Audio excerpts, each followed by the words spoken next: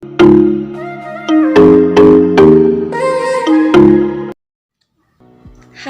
assalamualaikum warahmatullahi wabarakatuh. Kembali lagi di channelku Bidan Online. Hari ini kita akan membahas tentang keluhan normal dan tidak normal pada kehamilan. Saat ini kita tengah menghadapi wabah COVID-19 atau Corona, di mana kita dianjurkan untuk social distancing dan tetap di rumah aja. Jadi saya sarankan untuk bumil yang mengalami keluhan dan keluhan itu tidak butuh penanganan tenaga medis dengan cepat atau tidak termasuk keluhan kegawat daruratan, sebaiknya di rumah saja dan kurangi dulu untuk berkunjung ke tempat pelayanan kesehatan untuk mencegah terjadinya rantai penularan. Jadi di sini saya akan membahas tentang keluhan-keluhan yang biasa dirasakan oleh ibu hamil mulai dari trimester awal hingga trimester akhir. Nah, sebenarnya pada kehamilan itu ibu hamil dianjurkan untuk memeriksakan kehamilannya sebanyak 4 kali, itu minimal 4 kali. Jadi 1 kali pada trimester pertama, 1 kali pada trimester kedua, dan 2 kali pada trimester ketiga. Mungkin masih ada yang belum tahu apa itu trimester, jadi saya akan menjelaskannya.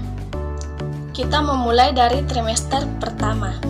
Jadi pada trimester pertama kehamilan itu dimulai dari hari pertama terjadinya kehamilan sampai usia 12 minggu. Atau bisa juga disebut dengan 3 bulan pertama kehamilan. Pada trimester pertama, banyak keluhan yang dirasakan oleh ibu hamil, apalagi untuk kehamilan pertama. Yang biasa dirasakan itu seperti sering buang air kecil, kemudian nyeri pada payudara atau terasa sakit. Itu adalah hal yang normal dan akan hilang atau berhenti dengan sendirinya. Selain itu ada juga beberapa keluhan seperti misalnya morning sickness. Morning sickness adalah mual muntah yang dialami pada ibu hamil. Sebenarnya morning sickness itu tidak terjadi hanya pada pagi hari. Meskipun namanya adalah morning, tapi mual muntah yang dialami bisa saja terjadi pada pagi, siang, bahkan malam hari. Cara mengatasi morning sickness itu cukup dengan perbanyak konsumsi air putih, kemudian perbanyak makan makanan yang bergizi. Kemudian pilih makanan yang menurut moms itu adalah makanan yang disukai. Tapi selain dengan memperhatikan enaknya, harus lebih diutamakan adalah gizinya. Kemudian apabila mengkonsumsi makanan bisa dengan porsi yang sedikit tapi sering. Kapan harus ke pelayanan kesehatan? Jadi moms harus ke pelayanan kesehatan itu apabila morning sickness atau mual muntah yang dialami itu secara berlebihan, atau biasa juga disebut dengan hiperemesis gravidarum. Yang secara berlebihan itu mual muntahnya sering, kemudian moms tidak bisa lagi untuk mengkonsumsi makanan dan setiap makanan yang masuk itu akan dimuntahkan lagi. Jadi moms harus segera ke pelayanan kesehatan karena itu bisa mengakibatkan terjadinya dehidrasi dan gangguan elektrolit.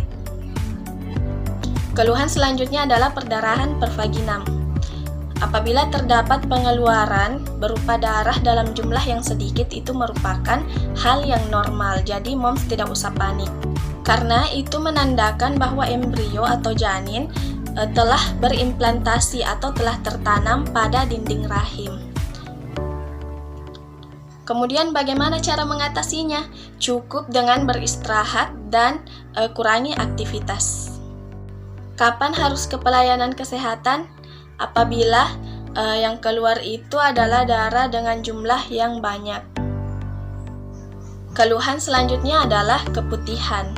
Keputihan pada kehamilan itu sebenarnya hal yang normal apabila keputihannya dalam batas yang wajar. Misalnya saja tidak disertai dengan bau dan rasa gatal. Karena sebenarnya keputihan itu adalah cara tubuh untuk melindungi dan menjaga jalan lahir agar tidak terjadi infeksi. Kemudian bagaimana cara mengatasinya, yaitu dengan menjaga kelembaban. Jadi usahakan untuk tidak lembab. Kemudian rajin mengganti pakaian dalam. Kemudian usahakan pakai pakaian dalam yang nyaman. dan kurangi penggunaan bahan kimia. Kapan harus ke pelayanan kesehatan? Apabila keputihan yang dialami itu abnormal, misalnya warnanya kuning, hijau, abu-abu, kemudian disertai dengan rasa gatal dan bau yang tidak sedap. Apa sih yang dibutuhkan ibu hamil pada trimester pertama? Jadi biasanya bidan itu memberikan suplemen asam folat untuk ibu hamil, di mana asam folat itu berfungsi untuk pembentukan sumsum tulang pada janin serta perkembangan otaknya. Selain dari suplemen, kita bisa dapatkan asam folat itu dari sayuran hijau dan kacang-kacangan. Selain dengan asam folat, ibu hamil juga membutuhkan protein, di mana protein ini berfungsi untuk pembentukan sel-sel baru pada janin. Protein bisa kita dapatkan dari tahu, tempe, ikan, daging, ayam, dan sumber protein lainnya seperti susu, telur. Selain itu, selain dengan protein, ibu hamil juga membutuhkan asupan vitamin dan karbohidrat. Selanjutnya, keluhan kehamilan yang biasa terjadi pada trimester kedua, di mana trimester kedua itu dimulai dari usia kehamilan 13 sampai 27 minggu. Dalam kehamilan trimester kedua ini, sebenarnya keluhan-keluhan itu tidak terlalu banyak. Kemudian ibu hamil juga sudah mulai terbiasa dengan kehamilannya. Dalam trimester kedua biasanya akan muncul stretch mark. Nah, stretch mark ini biasanya akan hilang setelah persalinan. Kemudian nyeri punggung. Nah, ini yang biasa dialami dan hampir semua ibu hamil mengalaminya. Ini terjadi karena pertambahan berat badan janin yang memberikan tekanan pada punggung. Kemudian cara mengatasinya, jadi setiap moms itu mau duduk, usahakan duduk dengan kursi yang memiliki sandaran di belakang.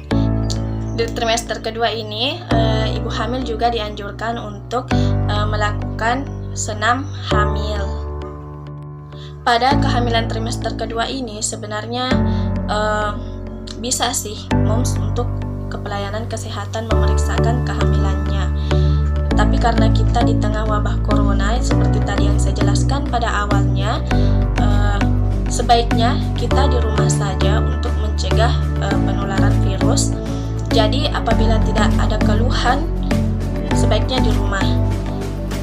Dan moms harus memperhatikan 10 tanda bahaya kehamilan yang pernah saya jelaskan pada video sebelumnya. Jadi silahkan cek video itu, misalnya seperti sakit kepala, demam. Nah, untuk trimester kedua ini biasa juga terjadi pendarahan pervaginam. Kemudian terjadinya ketuban pecah dini, di mana ketuban pecah dini itu adalah ketuban yang pecah sebelum waktunya. Kalau kasus seperti ini biasanya moms akan melahirkan secara prematur. Selain itu juga kita harus memperhatikan tentang tekanan darah untuk mencegah preeklamsi. Jadi orang yang mengalami tekanan darah tinggi pada kehamilan itu biasanya memiliki ciri-ciri pembengkakan pada wajah atau daerah tangan serta kaki. Pada kehamilan trimester kedua, moms dianjurkan untuk mengkonsumsi tablet tambah darah. Kemudian selanjutnya adalah keluhan pada kehamilan trimester ketiga. Jadi trimester ketiga itu dimulai dari usia kehamilan 28 minggu sampai dengan kehamilan 40 minggu.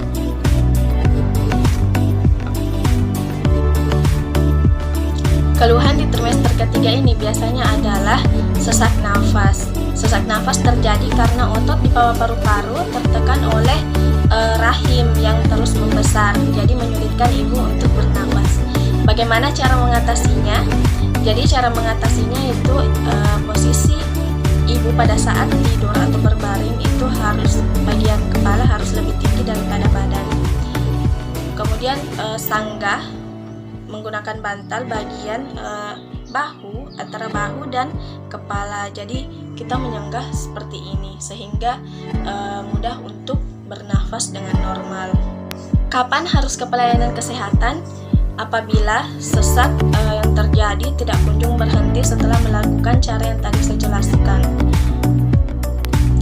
Keluhan kedua pada trimester ketiga ini adalah heartburn atau rasa panas dan rasa terbakar pada daerah dada.